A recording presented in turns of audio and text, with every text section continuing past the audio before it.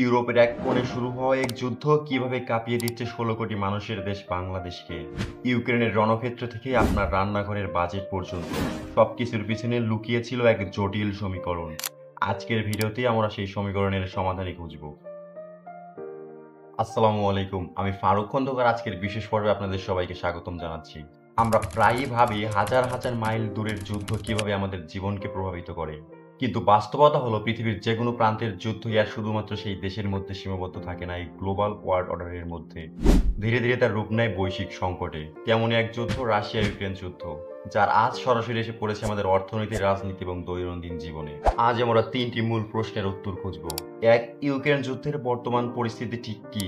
দুই, বাংলাদেশের উপরে সরাসরি বা পরোক্ষভাবে প্রভাবগুলোই বা কি কি? তিন, এই সংকট থেকে উত্তরণের পথই বা কি? যুদ্ধ এখন তৃতীয় বছরে গড়িয়েছে। শুরুতে যেমনটা ভাবা হয়েছিল যুদ্ধটা তত সহজ ছিল না। বর্তমানে এটি একটি ওয়ার অফ অ্যাট্রাকশন বা ক্ষয়িষ্ণু যুদ্ধে পরিণত হয়েছে, অর্থাৎ দুই পক্ষই একে অপরকে ধীরে ধীরে দুর্বল করার চেষ্টা করছে। বর্তমানে এই মুহূর্তে মূল লড়াই চলছে দক্ষিণ ও পূর্ব ইউক্রেনে, বিশেষ করে ডনবাস অঞ্চল, খেরসন ও জাপোস্ট্রিয়াকে কেন্দ্র করে।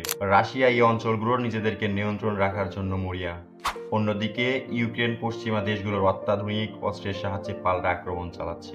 এই যুদ্ধের সবচেয়ে বড় প্রভাব পড়েছে বিশ্ব অর্থনীতিতে। রাশিয়া বিশ্বের অন্যতম বৃহৎ তেল ও গ্যাস রপ্তানিকারক দেশ, আর ইউক্রেনকে বলা হতো ইউরোপের শস্য ভাণ্ডার। যুদ্ধের কারণে এই দুটি সাপ্লাই চেন মারাত্মকভাবে ক্ষতিগ্রস্ত হয়েছে। ফলে বিশ্বজুড়ে জ্বালানি তেলের দাম বেড়েছে, খাদ্যশস্যের দাম আকাশচুম্বী হয়েছে এবং জিনিসপত্র পরিবহনের খরচ বেড়েছে বহুগুণ। এক কথায় পুরো বিশ্ব একটি ভয়াবহ মুদ্রাস্ফীতির মুখে পড়েছে। আর এই বৈশ্বিক ঝড়ের সবচেয়ে বড় ধাক্কাগুলো লেগেছে আমাদের মতো উন্নয়নশীল দেশগুলোর উপর। এবার আসা যাক মূল আলোচনায়, বাংলাদেশ।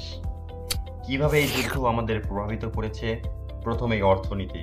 আমাদের আমদানির একটা বড় অংশ হলো জ্বালানি তেল, এলএনজি এবং ভোজ্য তেল। যুদ্ধের কারণে আন্তর্জাতিক বাজারে এগুলোর দাম বাড়ায় আমাদের আমদানির খরচও বেড়েছে বহুগুণ। এর ফলে আমাদের রিজার্ভের উপর প্রচন্ড চাপ সৃষ্টি হয়েছে। এর সরাসরি প্রভাব দেখছেন আমি, আপনি, আমাদের সাধারণ মানুষ। তবে তেলের দাম, গ্যাস সিলিন্ডারের দাম, ডিজেলের দাম সবকিছুই বেড়েছে আকাশচুম্বী হয়ে। ফলে বেড়েছে আপনার যাতায়াত খরচ, নিত্য প্রয়োজনীয় বস্তুর দাম। একেই আমরা বলছি আমদানিকৃত মুদ্রাস্ফীতি বা ইম্পোর্টেড ইনফ্লেশন।